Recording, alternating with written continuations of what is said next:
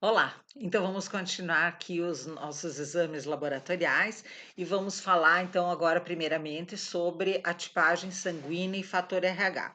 Então, a tipagem sanguínea, muitas vezes a gestante já vai chegar com a sua tipagem, até com o fator RH, mas é bem importante que a gente busque uma confirmação, né?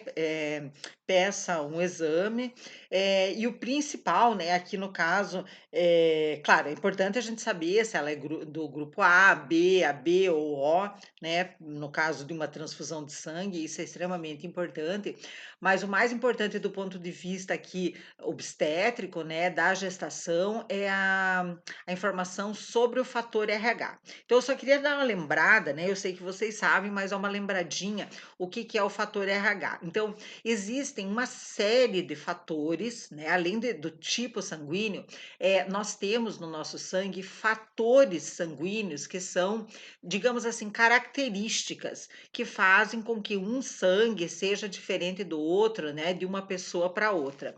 Eh, você vai dizer assim, mas existe incompatibilidade? Sim, pode existir incompatibilidade, tanto que hoje, atualmente não se faz, transfusão de sangue sem ser extremamente necessária, sangue total, né, pensando também nas possíveis, a gente diz alergias, mas seriam nas possíveis incompatibilidades que podem ocorrer, e isso pode causar transtornos para a saúde da pessoa, né. Então, são diversos fatores, certo? Alguns até hoje ainda nem totalmente conhecidos. Mas o fator, né, o mais, digamos assim, o que causa mais problema, atualmente, né, se tem como mais importante é o fator RH, né. Eu não vou contar a história do RH que vem do macaco rhesus lá, provavelmente vocês já tiveram isso lá na aula de genética. O que interessa para nós aqui, né, então é lembrar que se a pessoa tem este fator, nós dizemos que ela é RH positivo. E se ela não tem esse fator, ela é RH negativo. Essa é a coisa mais importante que a gente tem que saber, né. Então, ser RH positivo é ter o fator, ser RH negativo é não ter. Por que que é importante a gente entender isso? Por quê? Porque se a pessoa não tem esse fator, se ela é RH negativo, e o sangue dela entra em contato com o RH, o sangue, né, pode considerar esse RH que chegou ali sem que o sangue conheça ele, reconhecer como um corpo estranho, como se fosse assim, um agente patogênico, um agressor, certo? Então, isso que a gente tem que colocar bem na cabeça, né? Então, os que conhecem o RH, porque são positivo, porque tem os que não conhecem, certo? Então, sempre tem que ser feito isso, porque no início já no início da gestação. Porque se a mulher for RH negativo, certo? Nós obrigatoriamente temos que buscar conhecer o fator RH do pai do bebê, certo? Não dá para dizer que é do marido, né, é do pai do bebê. Por quê?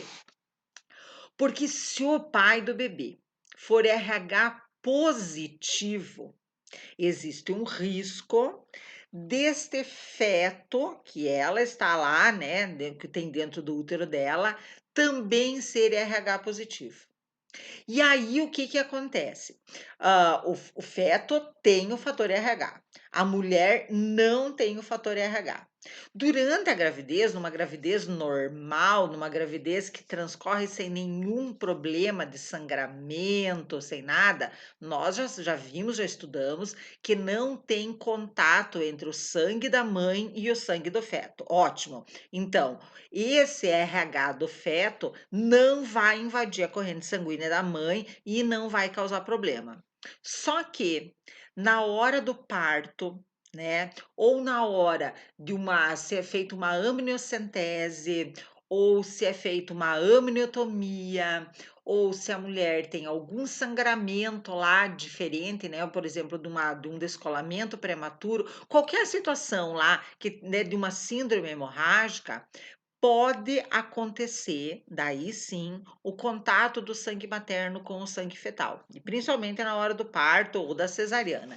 E aí, o que que vai acontecer? Na primeira vez que isso acontece, que pode ser durante a gravidez, numa situação dessas que eu falei para vocês, ou no primeiro parto, então, esse RH do feto, né, vai entrar em contato com o sangue da mãe e vai agir, como eu falei para vocês, como se fosse um agente patogênico, um agressor. O que que o organismo da mulher vai fazer? Né? Como se fosse um agressor. Ele vai desenvolver anticorpos contra esse agressor. Nesse caso aqui, anticorpos anti-RH, certo? Então, na primeira vez, esses anticorpos só serão produzidos. Eles ainda não vão ter força para agir. E eles vão ficar lá, é como uma reserva, né, de um exército para uma próxima agressão. Bem, se tô pintando a pior hipótese possível, né, para depois a gente ver tudo que vai fazer. Se não acontece nada, se a mulher não sabe disso, se ela não toma lá uma medicação, o pessoal chama de vacina, né, mas na verdade é uma esqueci o nome agora, daqui a pouco vem. Mas se ela não resolve esse problema já depois do parto, né, uma outra gravidez, né, a partir do momento que o sangue dela entrar em contato com o sangue do feto, o que que vai acontecer? Ela de novo negativa, vai continuar sendo negativa, claro. E se o feto for positivo, esses anticorpos, me lembrei, imunoglobulina que ela teria que tomar, né? Os anticorpos da gestante, que agora foram fabricados lá na outra gestação, lá no outro parto, dependendo da situação. Então, esses anticorpos vão agredir o sangue desse feto que agora é positivo. Isso pode acontecer durante a gestação, de novo, por algum sangramento, alguma situação ali, ou lá na hora do parto. E aí, esses anticorpos invadem a corrente sanguínea do feto e vão fazer o quê? Eles vão destruir o RH do feto. Por quê? Porque o RH é um agressor.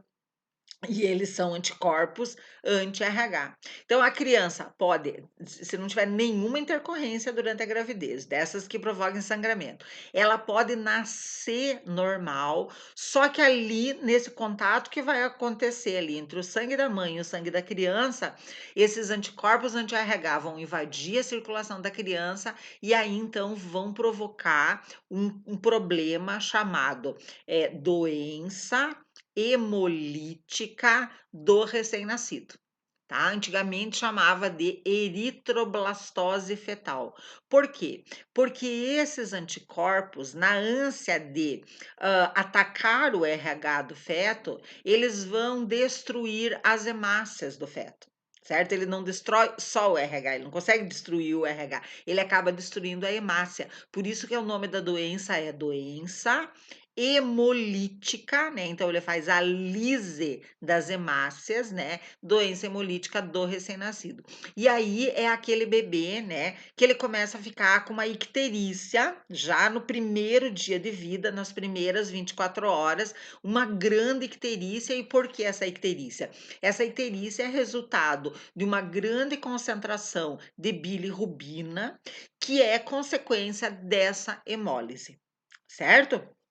Então, gente, vamos de novo, né? A mulher que é RH negativo e, né, engravida de um parceiro RH positivo, né, ela tem que fazer exames, e agora nós vamos dizer tudo que vai ser feito durante o pré-natal dela, né? Mas a primeira coisa é, nós temos que conhecer o RH da mulher, e daí, em função disso, buscar o RH do companheiro. Outra coisa que é muito importante, eu vou ficar parada nesses líderes até falar tudo que tem de importante, né? É outra coisa assim. E se for o contrário, professora? E se a gestante for RH positiva e o parceiro RH negativo?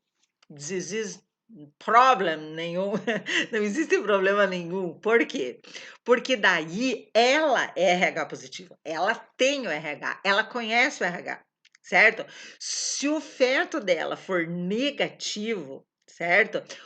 Não tem problema nenhum, porque é, o e nem tem como daí, né, o feto ser negativo, seu pai daí o pai é negativo, só se o pai for negativo, mas o que acontece é que, não vai formar no corpo da mãe anticorpos anti-RH.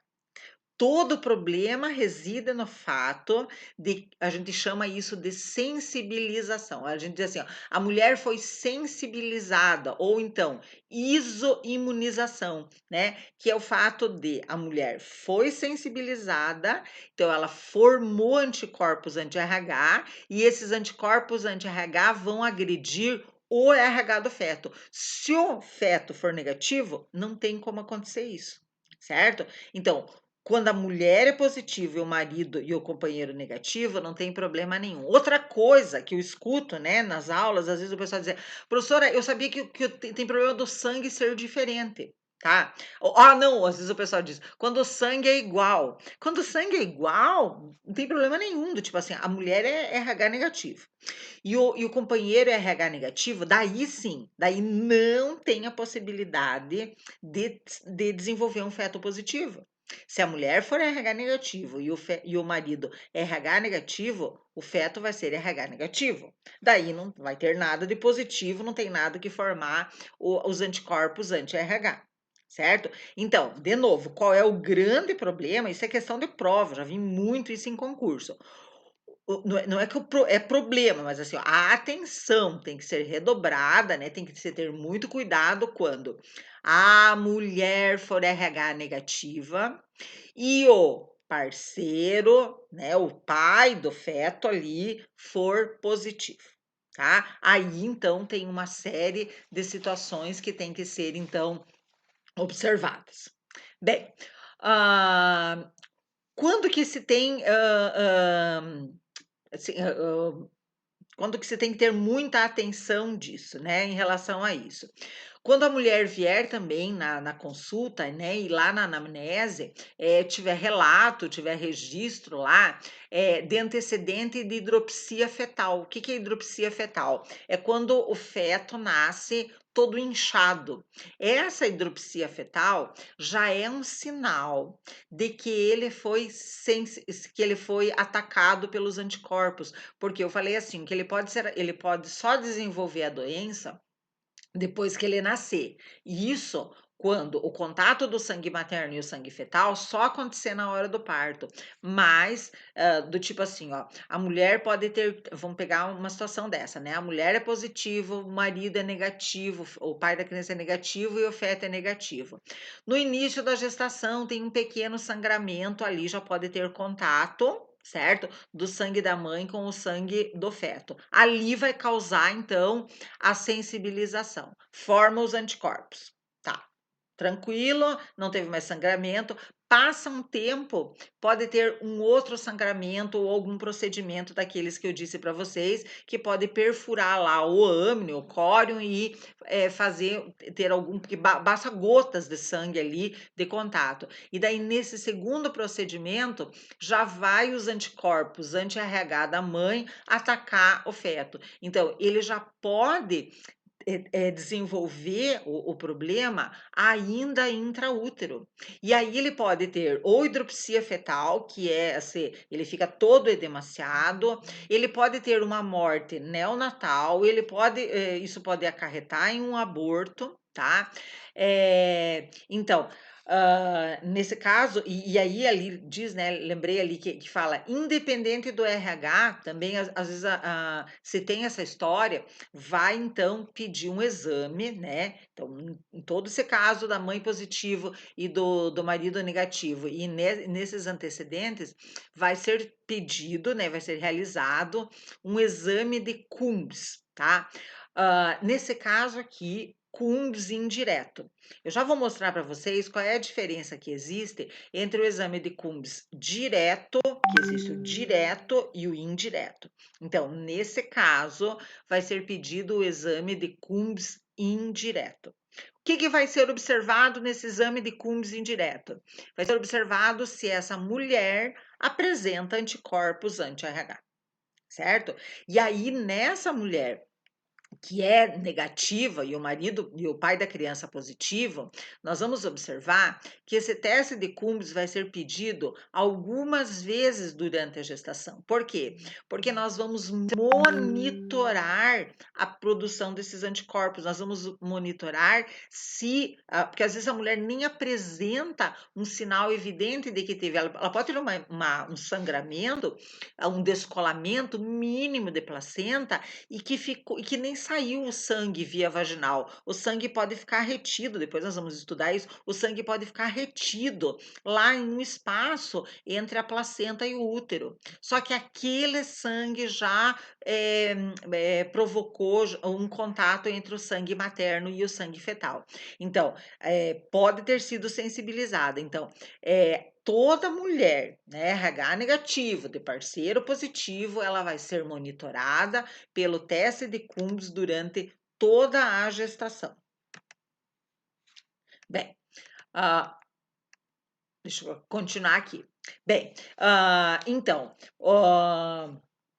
né, o que eu já tinha falado antes, né? A mulher RH negativo e o parceiro RH positivo. Ou um RH desconhecido. Como, professor, um desconhecido? Sim, vai que, né, essa nossa gestante, ela conheceu uma pessoa lá, né? Ela conheceu um rapaz e ela teve uma aventura, engravidou e o cara desapareceu, né? Acontece. O cara desapareceu, ela não acha, mas ele não temos como testar o RH dele. Então, como que nós vamos proceder? Nós vamos proceder como se o RH dele fosse positivo. Nós vamos pensar na pior das hipóteses, certo? Então, se ela é RH negativo e o parceiro positivo ou desconhecido, vai se solicitar então o teste de Coombs indireto, certo?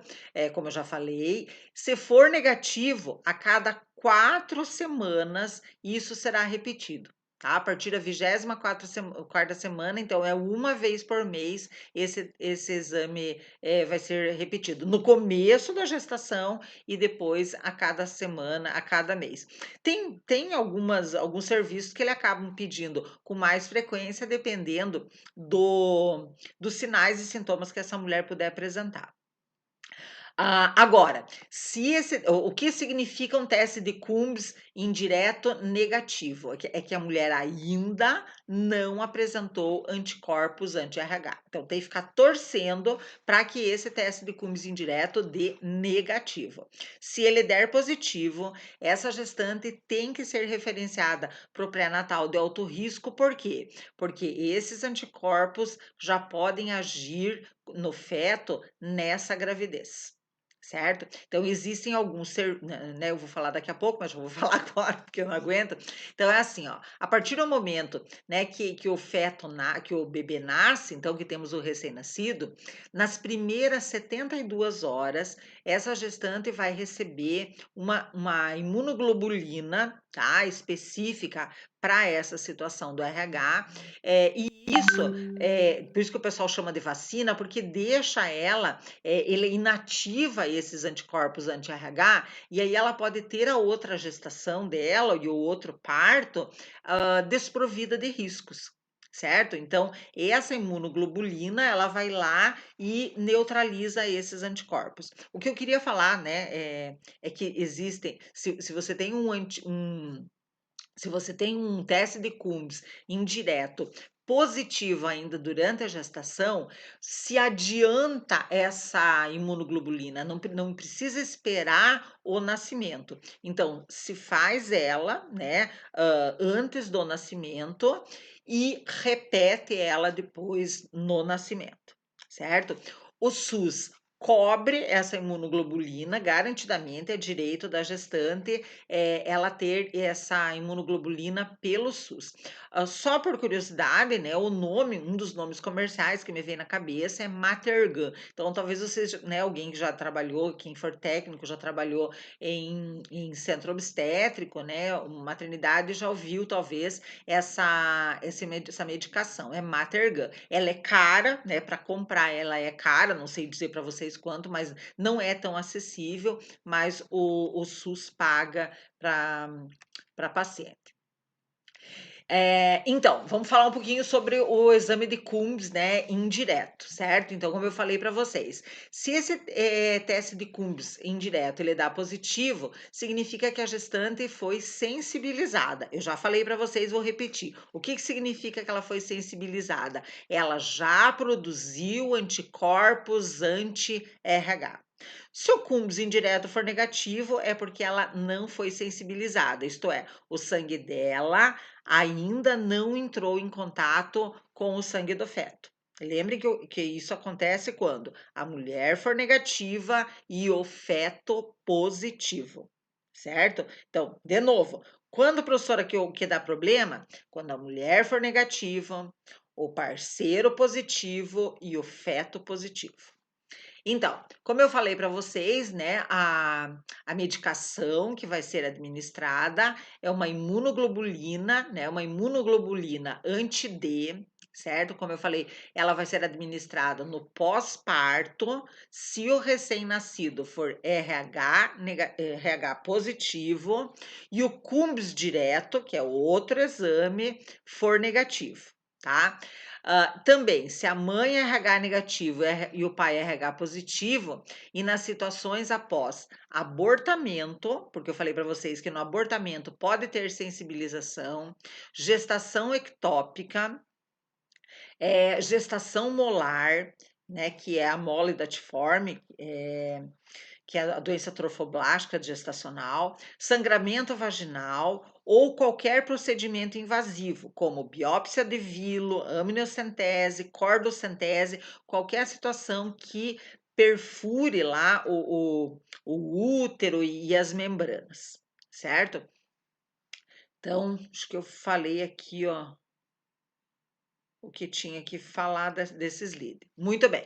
Então, qual é a diferença que existe entre o teste de Coombs direto e o teste de Coombs indireto?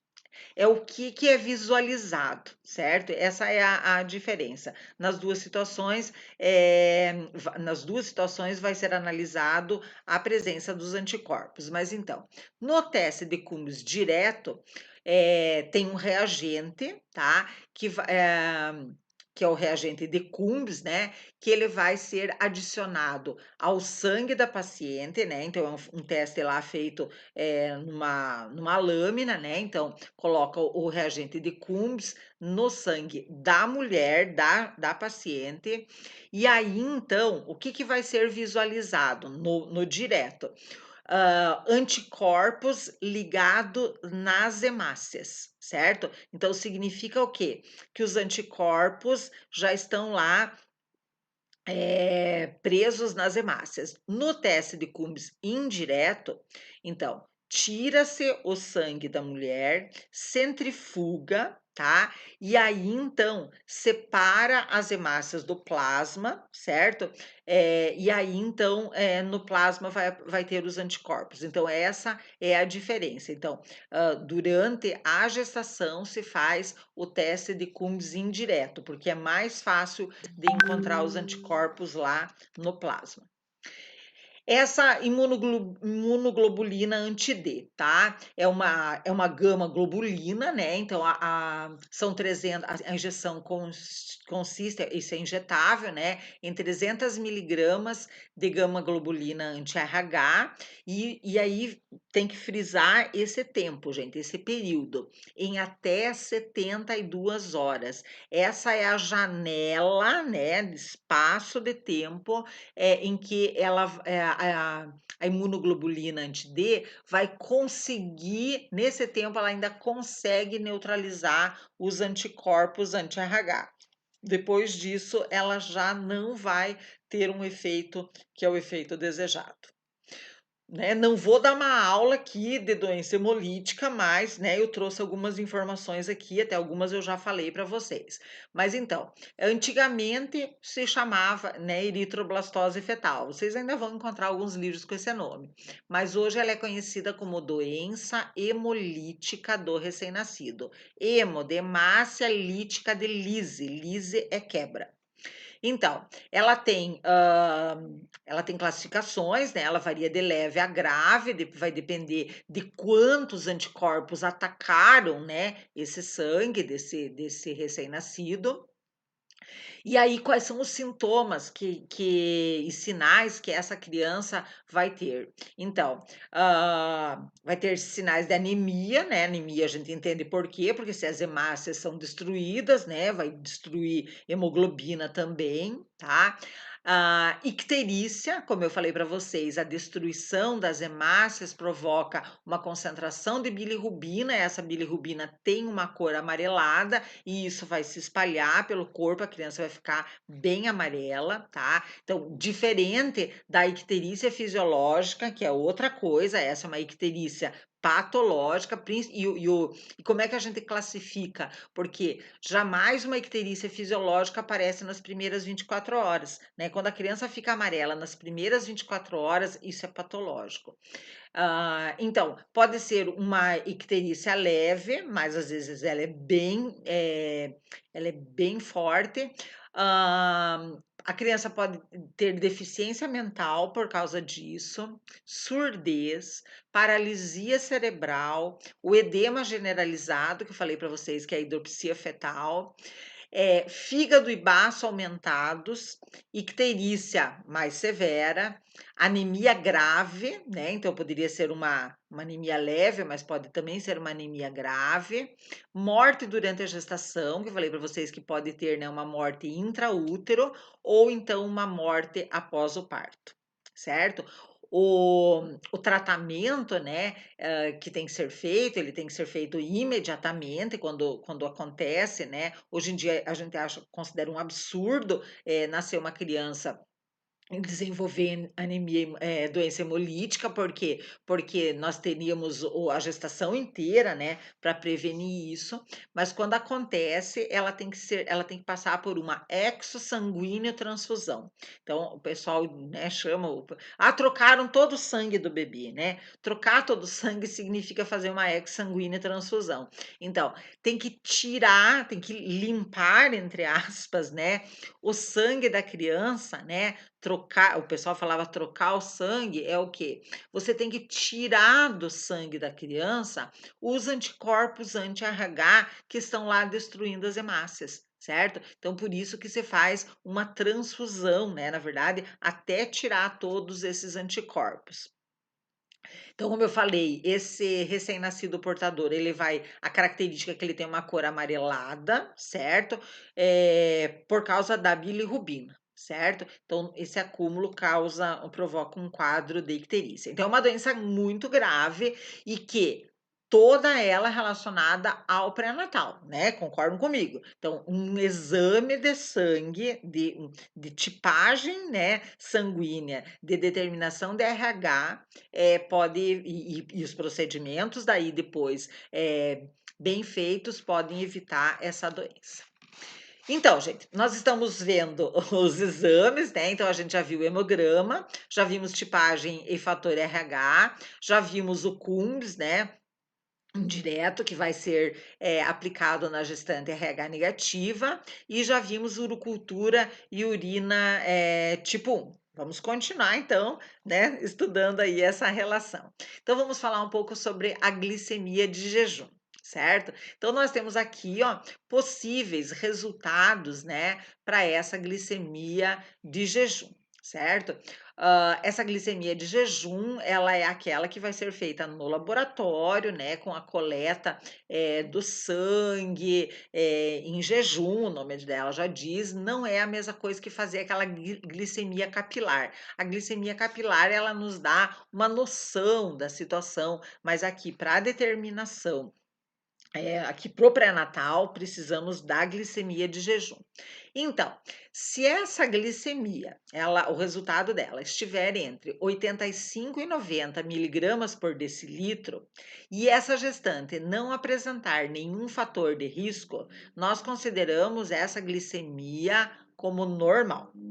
Se essa glicemia estiver entre 85 e 90, mas essa gestante apresentar fatores de risco, como pai ou mãe diabéticos, ela teve um filho macrossômico, né? Uma criança muito grande na outra gestação, ela é muito obesa, todas aquelas situações que podem.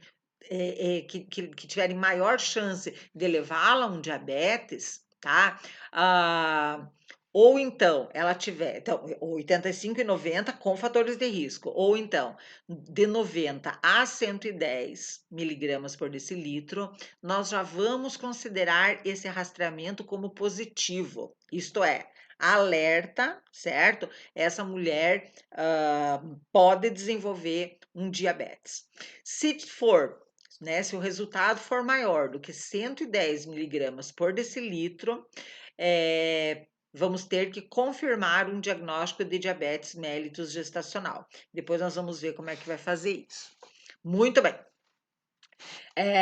Então vamos agora ver, né, ainda nesses líderes, o que vai se fazer, né, então, em relação a estes testes. Se estiver, né, se ela for considerada normal, vamos fazer as orientações básicas, né, de alimentação, de exercício físico, né, e vamos pedir lá, né, mais para frente, nós vamos pedir um outro exame de glicemia, como a gente já viu na parte anterior. Agora, então, se ela tiver um rastreamento positivo, né? Então, se ela tiver entre 85 e 90 com fator de risco, ou entre 90 e 110, então ela vai ter que passar por um exame chamado teste oral de tolerância à glicose, tá? TOTG, né? É a sigla dele. E isso, o ideal é que seja feito entre lá 24 e 28 semanas de gestação, né? Que é quando a gente consegue confirmar mesmo um diabetes gestacional. Então, o que vai acontecer nesse teste? A gestante ela vai tomar, né, ela vai lá no laboratório e aí então ela vai tomar ela vai ter uma glicose, né? É um xaropão lá que vai ser. Primeiro ela vai chegar, desculpe, né? Primeiro ela vai fazer uma glicemia de jejum, certo? Então eles vão conhecer qual é, naquele momento que ela vai fazer o exame, qual é a glicemia de jejum dela, e aí então ela vai tomar esse xarope. E aí então vão ser feitas dosagens, se eu não me engano, são duas dosagens de 1 hora, 2 horas, para ver então qual foi a reação, né, do organismo dela a esse xarope. Então, eles vão dosar de novo a glicemia dela. Daqui a pouco eu vou falar melhor disso, certo? Então, esse teste oral de tolerância à glicose vai, então, confirmar ou não esse diabetes. Só lembrando, né, gente, lá da aula de fisiologia, acho que vocês já estudaram diabetes em outro momento também, né? O que acontece?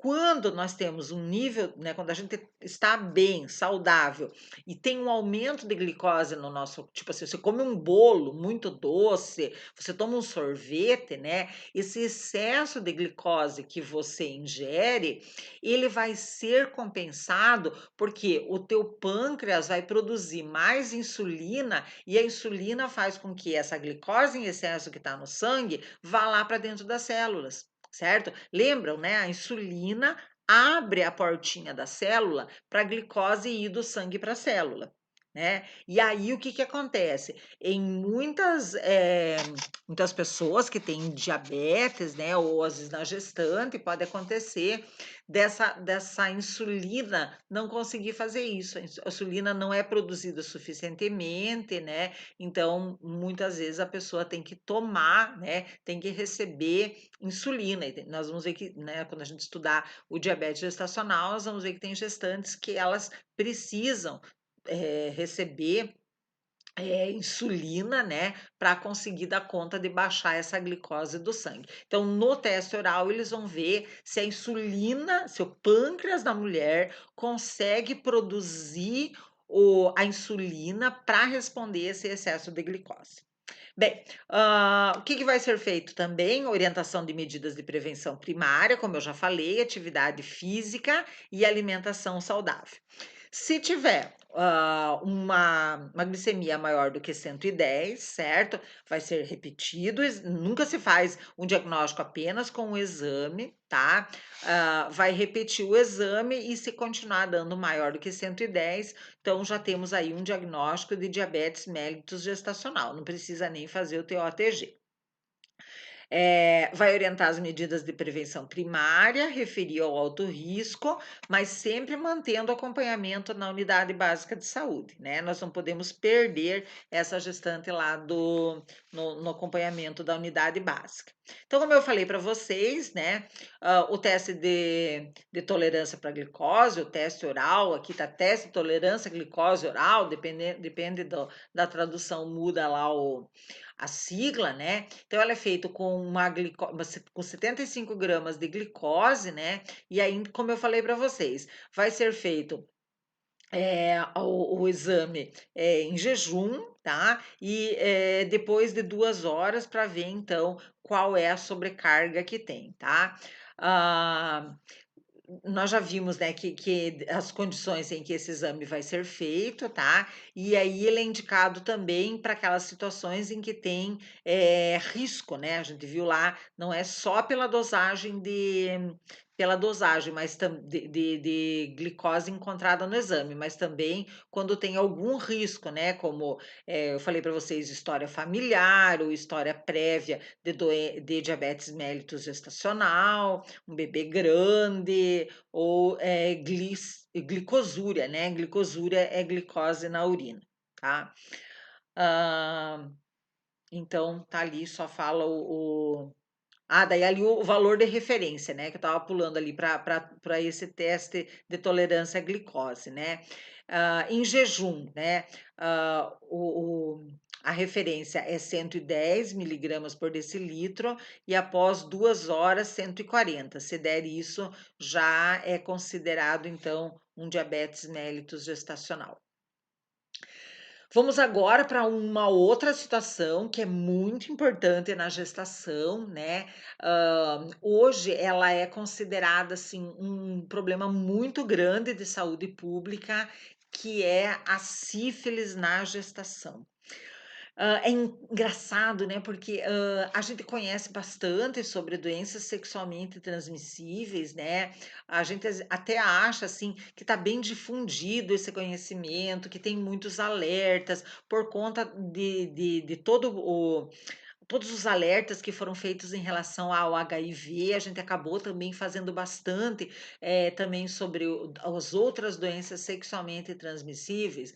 Então, eu não sei se eu sou muito poliana, mas eu acho assim, era de se esperar que as pessoas tivessem um comportamento de mais cuidado em relação à questão dos relacionamentos sexuais, né? Do tipo assim, ó, de usar mais preservativo, de evitar essas doenças.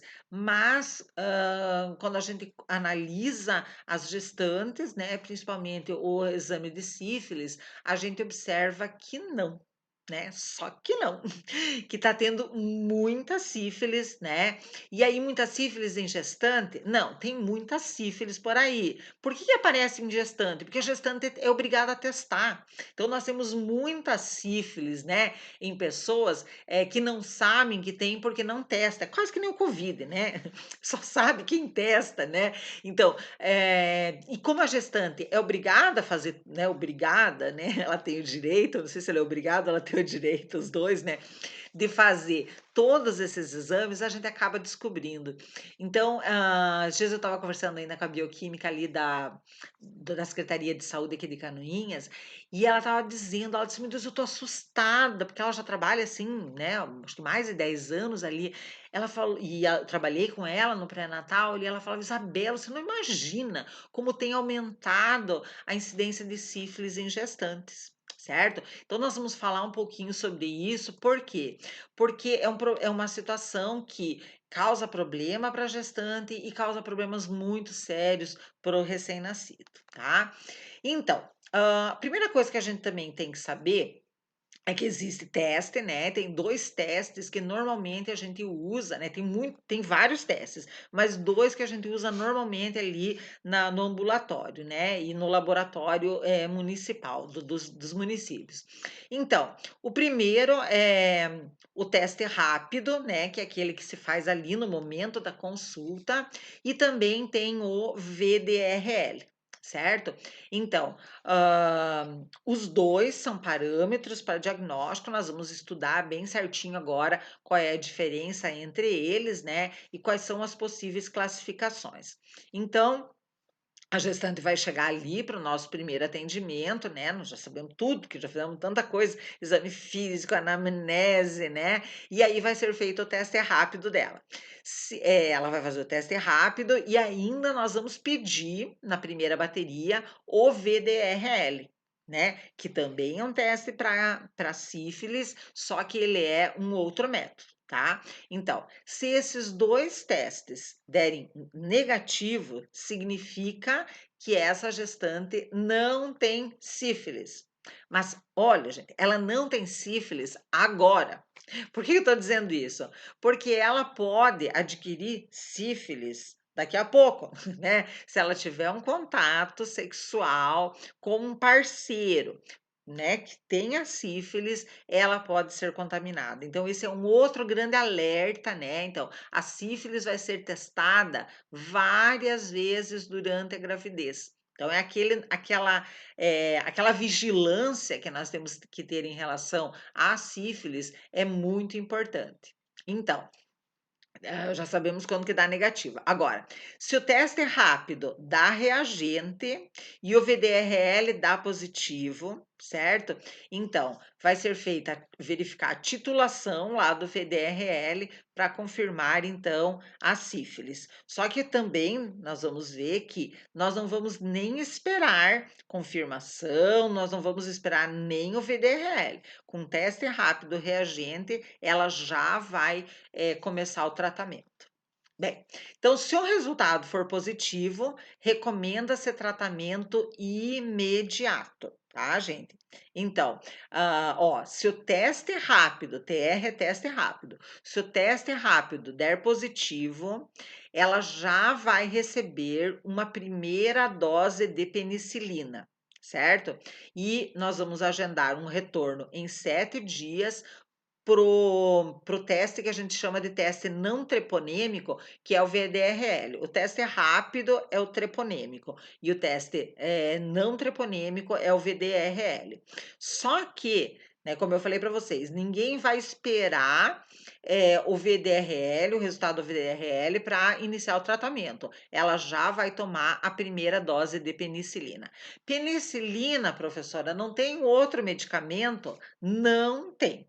Certo, gente? Então, nós inclusive tivemos um problema alguns anos atrás, porque teve um desabastecimento de penicilina, não foi só na rede pública, foi no geral, e aí isso complicou muito o tratamento da sífilis, porque não existe ainda um outro medicamento que faça a função da penicilina. Então, a penicilina é um medicamento barato, é um medicamento antigo, mas é o que resolve sífilis, tá? É dolorida a injeção de penicilina? É muito dolorida, mas ela tem que ser tomada, certo? Ah, mas não vai prejudicar o bebê? Não, o que vai prejudicar o bebê é se ela não for tratada. Bem, como eu falei para vocês, esse teste ele vai ser repetido, certo? Então ele vai ser repetido lá no início do terceiro trimestre, né, lá na 28ª semana, que é quando começa o terceiro trimestre. Vai ser repetido no momento do parto, então nós temos que ter de novo a garantia de que ela não vai ter um parto contaminada, porque o feto pode se contaminar no parto, no momento do parto, e em caso de abortamento também tem que ser testada para ver se esse abortamento não é em decorrência da sífilis. Lembrando que a sífilis é de notificação compulsória, então tem que ser notificado lá, né? A Yolanda já falou para vocês das doenças de notificação compulsória. O diagnóstico definitivo, então, é estabelecido por meio da avaliação da história clínica, né, e dos resultados e também dos dados epidemiológicos, tá? Eh, e aí nós também temos que, quando a gente fizer a anamnese, prestar muita atenção, né, na história dela, né, de sífilis em gestações anteriores, né, ou não gestação, se ela já teve alguma doença sexualmente transmissível e se ela fez o tratamento, e se ela está com o mesmo parceiro daquela época. Por quê? Porque ele pode estar contaminado, né, e recontaminando ela. Bem, então vamos falar aqui sobre o tratamento, né? É bem importante, né? O enfermeiro tem que conhecer, mas também, gente, ninguém vai decorar esse tratamento. Então, o que a gente recomenda, e a gente acaba fazendo também lá na unidade básica, colocando em cima da. Pergunta para a Janine, a gente já fez isso. Colocando em cima da mesa, né, do médico, né, do consultório e da nossa também, um cartazinho lá, né, com o tratamento, né? Por quê? Porque a gente não precisa gastar neurônios decorando isso, certo? Porque às vezes até a gente acaba decorando depois, mas é importante ter, e isso é padrão, gente, tá? Isso é protocolo. Tem que ser feito assim. Não é no que como o médico vai avaliar. Ele vai avaliar essa situação aqui, ó. Se a sífilis, ele vai ver se a sífilis é primária, secundária, né, e latente recente, ou se é uma sífilis tardia, terciária, ou com evolução por tempo indeterminado, tá? Então, isso é que ele vai ter que, o enfermeiro também avaliar. Depois eu já vou passar um lembrete para vocês. E aí, uma vez fazendo essa classificação, tem que fazer esse tratamento que está preconizado aqui, né? Então, para sífilis primária, a penicilina benzatina, que é o benzetacil, né? 2,4 milhões, né? Eu sei, a penicilina benzatina, ela é de 1.200.000, né? 1,2 milhões ou 1.200.000. E aí, então, a gestante vai ter que tomar 2.400.000. Então, ela vai tomar 2 injeções, tá? Intramuscular, uma em cada glúteo, certo? Porque o glúteo, o músculo, não aguenta mais do que esse volume, certo? Do que uma injeção. Então, ali fala dose única, mas é dose única concomitante, uma em cada glúteo. Se for sífilis secundária e latente recente, tá? Então, que significa que faz menos de 1 ano de evolução, ela vai tomar penicilina benzatina 2.400.000, igualzinho na primeira, ali na anterior, né? Uma em cada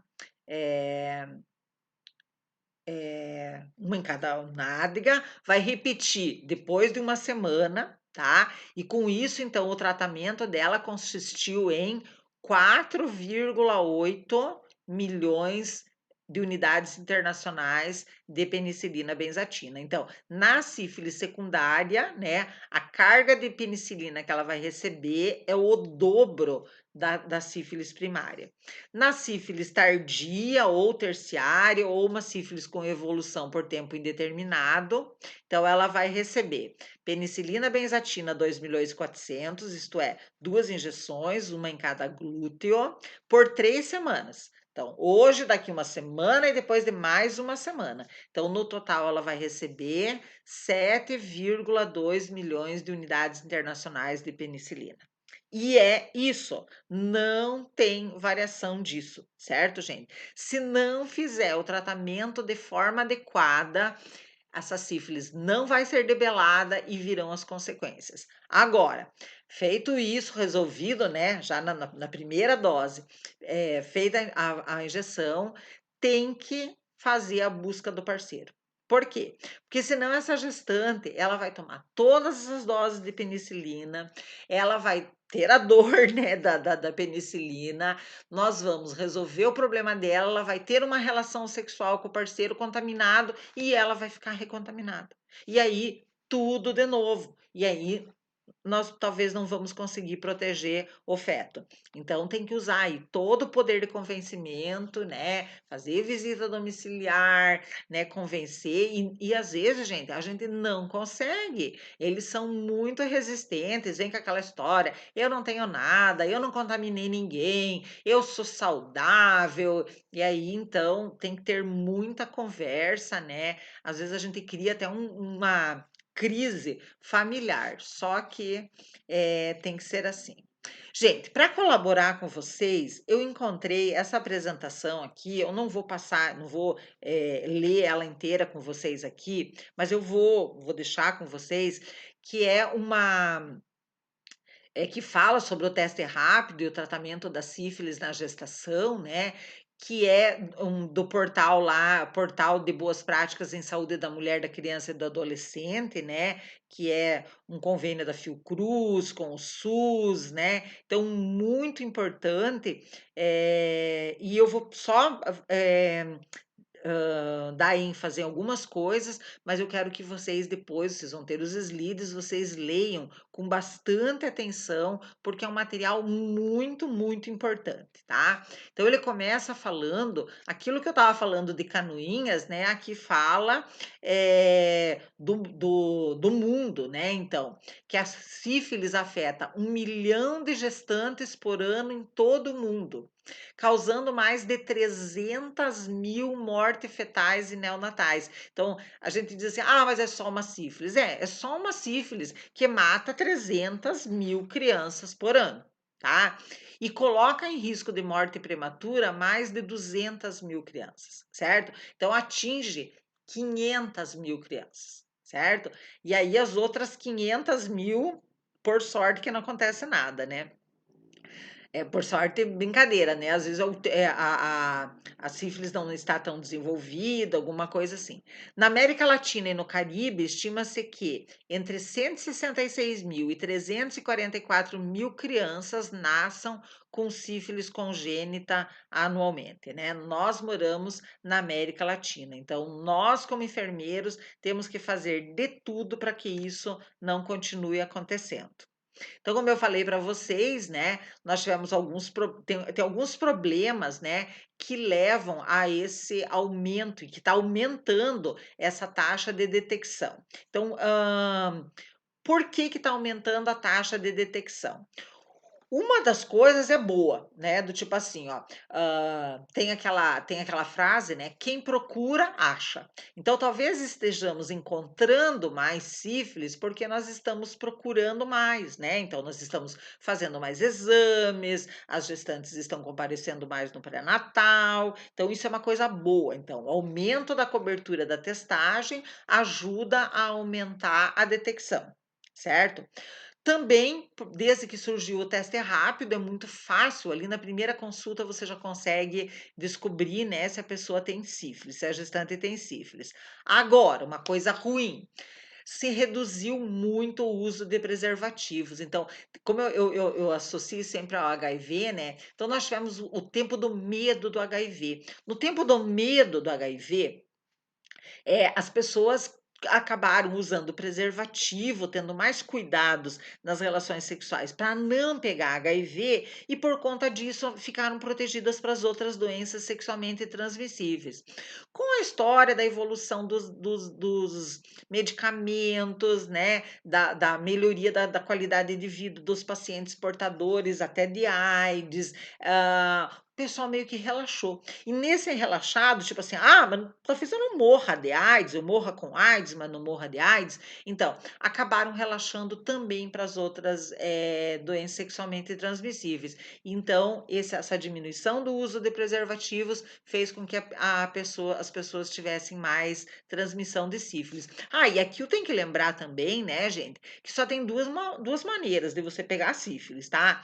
Tendo relação sexual com parceiros ou parceiras positivas, né, tendo contato de secreções lá, ou então com transfusão de sangue. Transfusão de sangue, hoje em dia, né? Nós temos os nossos bancos de sangue com muitos, os hemocentros, os centros transfusionais com muitos cuidados. Então, a maioria das pessoas adquire mesmo por relações sexuais. Outra coisa que levou à incidência também de sífilis, né, uma maior taxa de detecção, foi a resistência dos profissionais de saúde à administração da penicilina na atenção básica. Eu não sei se foi com a turma de vocês, que eu já comentei, eu sempre comento isso com todas as turmas, né? Que é história, e nesse material aqui fala disso, fiquei feliz porque fala disso, que é a história da tal da alergia à penicilina. Vocês já ouviram falar disso, gente? Então, bem no começo da minha vida profissional, tinha uma história, né, mas acho que vocês nunca ouviram falar, que era assim: "Ah, eu não posso tomar penicilina porque eu tenho alergia à penicilina". Não sei se vocês conhecem alguém que tem alergia à penicilina.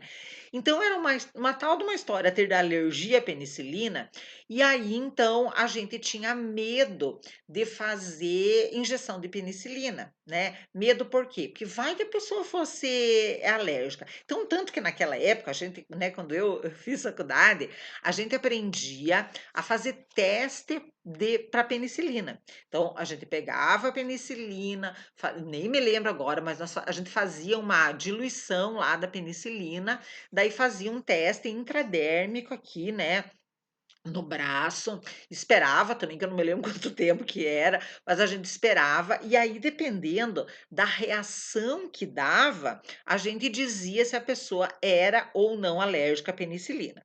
Então, assim, se ficava, com eritema ali, ficava, um pouco edemaciado, a gente dizia: "Ixi, você é alérgico à penicilina, não vai poder tomar penicilina". E por muito tempo foi assim, certo? Até que foram estudar isso, né, e viram que nananina não, gente, tá? A grande maioria, a maioria esmagadora dessas pessoas que ficavam com esse eritema, a alergia era pelo tipo de injeção, tá? A injeção intradérmica, o tipo de pele, né, a própria, ali, né, a injeção de uma substância, sob a pele, já causava uma irritação, e não a penicilina, certo? E aí, então, foi descoberto que, né, já vou mostrar para vocês ali o mas eu fiz um cálculo aqui, deixa eu até mostrar. 2 pessoas em cada 100.000, ó, em cada 100.000 pessoas, apenas 2 têm alergia mesmo à penicilina. E aí, gente, olha só, essas 2 pessoas dentre as 100.000 que forem alérgicas, até com esse teste, elas vão ter um choque anafilático, certo? Não adiantava aquela diluição que a gente fazia. Então, se for mesmo para ela ter um choque anafilático, ela vai ter com aquele teste mesmo, certo? E aí, então, o que que se fazia? Quando foi dito assim, ó, não se faz mais teste para penicilina, certo? Porque não adianta fazer teste. Daí, os profissionais de saúde resolveram, então, que eles não iriam mais fazer injeção de penicilina aonde não tivesse um suporte para urgência, do tipo assim, para atender um choque anafilático. Então a pessoa vinha assim, lá dos confins da Ajuda, ou então morava lá nos confins da Ajuda, tinha um postinho de enfermagem lá, ela precisava de uma injeção de penicilina e a funcionária dizia, isso orientado por nós na época também, né? Porque apavoraram a gente. Não, eu não posso administrar penicilina, porque se você tiver um choque anafilático, você pode morrer aqui, papapá. E aí muitas pessoas não fizeram os tratamentos, certo? Não só para sífilis, mas outros que precisavam, mas aqui principalmente para sífilis, e isso acarretou também um aumento, né, então a sífilis não foi resolvida e continuou sendo transmitida. Então aqui fica, tá, gente? Se vocês não estiverem acreditando em mim, procurem outros materiais, leiam, é muito importante, mas não existe mais teste para penicilina e não tem mais se recusar. Tá? Então, nesse mesmo material diz que tem que ser feito na unidade básica de saúde essa penicilina, tá? E aí, né, eu já contei para vocês que nós tivemos algum tempo atrás um desabastecimento mundial de penicilina. Nunca ficou muito explicado essa história, mas hoje em dia está tudo funcionando normal, tá? Então, eu já falei, né, eu falei assim, que só tem 2 maneiras, né, de transmitir sífilis, eu esqueci da terceira. Qual que é a terceira? É a transmissão vertical. O que que é a transmissão vertical? É da mãe para a criança, certo? Então, se a mãe tiver sífilis e essa sífilis não foi debelada na gestação, ela pode passar para a criança e a criança nascer com sífilis, né? O que eu acho, né, vocês concordam comigo, que é a vergonha nacional, certo? Professora, a sífilis passa a barreira placentária? Passa, tá? Mas também, quando a criança não é infectada ainda no útero, ela pode ser infectada quando ela passa pelo canal do parto, tá? Por quê? Porque a sífilis, né, nós temos vários tipos ali, que depois vocês vão ver, já estudaram também isso, ela provoca lesões, e se tiver ali, né, alguma lesão dessa no canal do parto, e tiver ali, e nessas lesões geralmente tem o treponema, né, que é o micro-organismo, então o contato do feto com esse treponema vai provocar a contaminação da criança, certo? Então, aqui eu vou pular, porque aqui fala sobre, né, essa transmissão, certo? Depois vocês estudam isso, nós não podemos gastar nosso precioso tempo nisso, não que isso aqui não seja importante, mas vocês conseguem depois ver isso, até porque eu estou achando que isso tudo é repetição, né? Vocês já viram. Aqui, ó, isso é importante, né? Quais são as consequências, então, da sífilis na gestação? Aborto, natimorto, que é quando a criança já nasce morta, parto prematuro, morte neonatal. O que que é uma morte neonatal? É uma morte nos primeiros 28 dias de vida, né? Neo é novo, né? Então, perto do nascimento.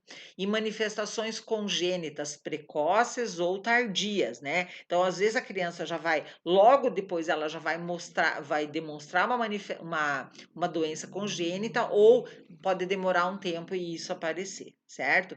Não existe vacina contra a sífilis, né? A prevenção é mesmo no contato sexual. E outra, não é que nem outras doenças, que você tem uma vez e você fica imune para o resto da vida, não. Nesse caso aqui, não existe, a doença não confere essa imunidade protetora, certo? Então, ela pode ser reinfectada diversas vezes. Então aqui, ó, são vários slides agora que vão mostrar os tipos de sífilis, certo? Então, se você já sabe, ótimo. Se você não sabe, né, não lembra, porque vocês tiveram aula, né, de doenças transmissíveis, vocês deem uma olhadinha nesses slides e deem uma estudadinha, tá? Bem, agora, isso aqui eu tenho que falar agora, né? São as manifestações clínicas na gestação. Então, da sífilis latente, certo? E aí, lembrando que a maioria dos diagnósticos em gestantes ocorrem nesse estágio. Então, a gestante vai ser diagnosticada por meio dos testes, né?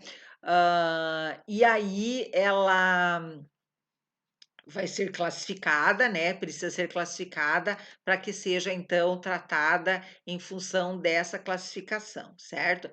Eh, então, existem 2 tipos, né, de testes, né, o exame direto, que é esse, que você vai pegar a lesão dela, então, vamos dizer, se ela tem lá um cancro, né, se ela tem uma lesão lá na pele, vai se retirar material e aí vai se buscar o treponema, isso é o exame direto.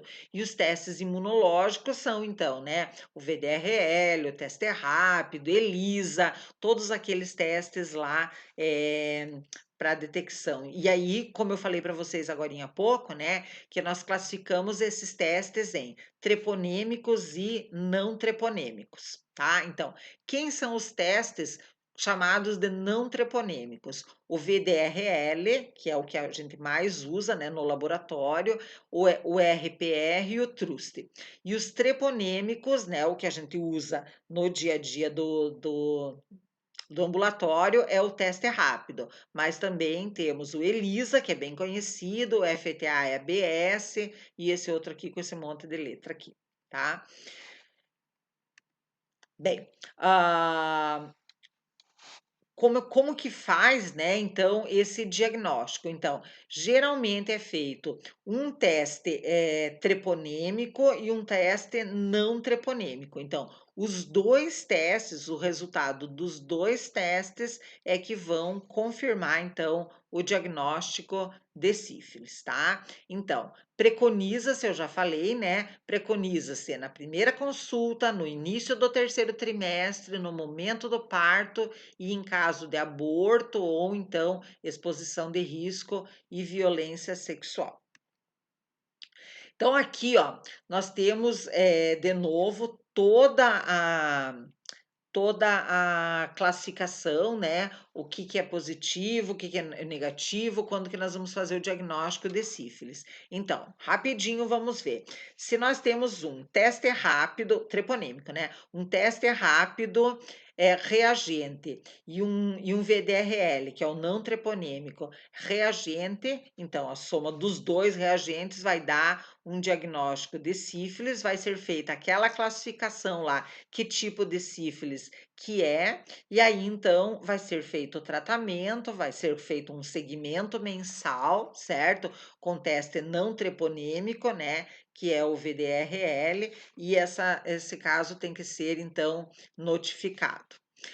No caso de nós termos um teste rápido reagente e um VDRL não reagente, tem que realizar mais um teste, agora treponêmico, mais um teste rápido, só que diferente daquele que foi usado. Então, se nós tínhamos feito o teste rápido, né? Agora ele pede um outro, então vai ser, por exemplo, o ELISA, né? Então vai se buscar um outro método para confirmar.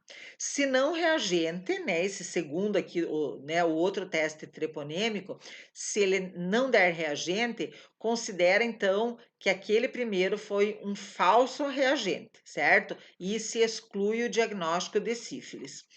Ah, a não ser, né, que tenha seja uma sífilis recente, depois vai continuar então acompanhando, né? Repete os testes, né?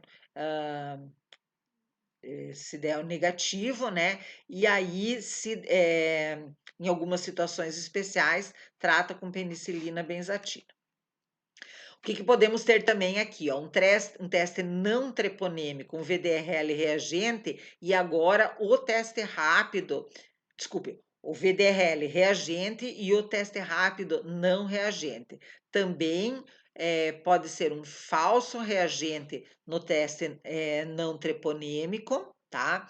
Eh, Aqui vai depender da titulação, então no VDRL vai dar para saber qual é a titulação, o laboratório ele consegue fazer essa análise qualitativa, quantitativa e não apenas qualitativa. E aí, então, se a titulação do VDRL for maior do que 1:4, vai fazer mais um teste treponêmico, diferente daquele outro, né, numa outra metodologia, para confirmar ou descartar, tá?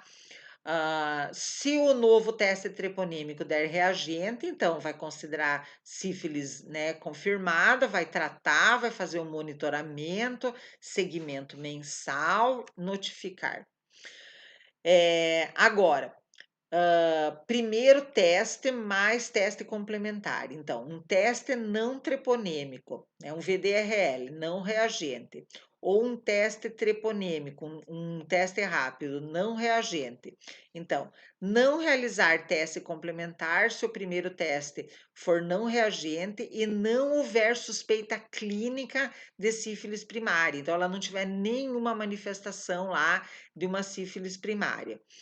Ah, então, se tiver toda essa situação, então como é que a gente interpreta isso? A ausência de infecção ou período de incubação, que a gente chama de janela imunológica, vocês sabem que é janela imunológica, né? Que o período desde que ela entrou em contato com o treponema até o momento em que ela está sendo examinada, não deu tempo de aparecer nem resultados lá positivos e nem manifestações clínicas, tá? Em caso de suspeita clínica e ou epidemiológica, solicitar nova coleta de amostra em 30 dias, tá? Como é que a gente vai ter essa suspeita? Através da anamnese, né? Através de uma escuta, né, qualificada.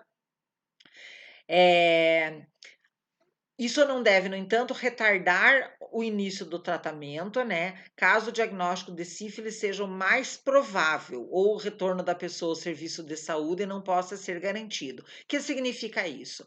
Numa dúvida ou numa forte evidência de que pode ser, faz essa penicilina. Ninguém vai morrer de tomar uma penicilina a mais. Então, aqui já falei para vocês o esquema terapêutico, né? A gente já falou anteriormente, tá? E ó, aqui aquilo que eu falava para vocês antes: a penicilina benzatina é a única opção segura e eficaz para tratamento adequado das gestantes, tá? Não tem, mas vamos dar um Rocefin, vamos dar um antibiótico de quinta. Não, gente, é penicilina benzatina. Tá? Então, aqui, ó, fala sobre essa história da reação adversa às penicilinas, que é a tal da alergia à penicilina. Então, aqui diz, gente, tá? Essa reação é muito rara. Olha o que está escrito aqui. A administração de penicilina benzatina pode ser feita com segurança na atenção primária. A possibilidade de reação anafilática, de um choque anafilático, é de 0,002%, tá? Eu fiz o cálculo daí para vocês, significa 2 para cada 100 mil, certo? A possibilidade. Então, aqui diz: o receio de reações adversas à penicilina por profissionais de saúde, em especial a raríssima reação anafilática, tem contribuído para a perda do momento oportuno de tratamento de pessoas infectadas por sífilis, colaborando para a manutenção da cadeia de transmissão da doença, inclusive sua faceta mais triste, que é o bebê nascer com sífilis, né? Sífilis congênita. Por isso, esqueçam aquela história de alergia à sífilis. Pode aparecer uma reação, que é uma reação de Jarisch-Hersheimer, né? Que é uma reação depois da primeira dose de penicilina, mas aqui fala que ela são pequenas lesões cutâneas com eritema, muito parecidas com aquilo que a gente dizia, então, que era a tal da alergia, né? E essa reação cutânea acompanhada de dor, o prurido, ela vai desaparecer espontaneamente em 12 horas, no máximo em um dia, tá? E o tratamento não deve ser descontinuado, tá? E nunca esquecendo do parceiro, né, gente? Então, o tratamento das parcerias sexuais, então, parceria sexual que não precisa ser o parceiro, né? Quem for a parceria sexual da pessoa, ela tem que ser tratada. Já falei por quê, porque senão a pessoa gestante vai ser recontaminada, certo? Então, aqui também. Tem, né, como que o segmento tem que ser feito, né? Então, um diagnóstico de sífilis em gestante vai ser feito a instituição do tratamento imediatamente, né? E aí a realização de teste não treponêmico mensal, que é o VDRL. Se tiver uma queda na titulação em pelo menos 2 diluições em até 3 meses após a conclusão do tratamento, nós damos, né, consideramos ela curada, né, com uma resposta imunológica adequada. Se tiver um aumento da titulação, né, a gente espera uma queda porque ela está sendo tratada, mas se tiver um aumento da titulação em pelo menos 2 diluições, ou persistência ou recorrência dos sinais, sintomas ou ausência de queda esperada do título, vamos investigar uma reinfecção, então ela está mantendo relações com alguém infectado, às vezes pode ser outro parceiro, né? E aí aquela importância da gente falar com ela sobre o número de parceiros, não é que nós vamos regrar a vida sexual dela, não, mas nós vamos mostrar para ela os perigos, né? Ela pode continuar tendo relações com quem ela quiser, desde que seja protegido, certo? E aí também investigar sinais e sintomas neurológicos e oftalmológicos, porque ela pode ter complicações. Terminando, então, reduzir a sífilis adquirida, a sífilis na gestação e a sífilis congênita está ao nosso alcance, está ao alcance do enfermeiro, da equipe de enfermagem, da equipe da unidade básica de saúde. Como? Com um cuidado pré-natal acessível, então que as pessoas consigam realizar esse cuidado pré-natal e também de qualidade. E aí, com isso, nós podemos modificar esse quadro tão terrível que é o quadro da sífilis no Brasil. Então, por hoje, já está de bom tamanho. Beijos!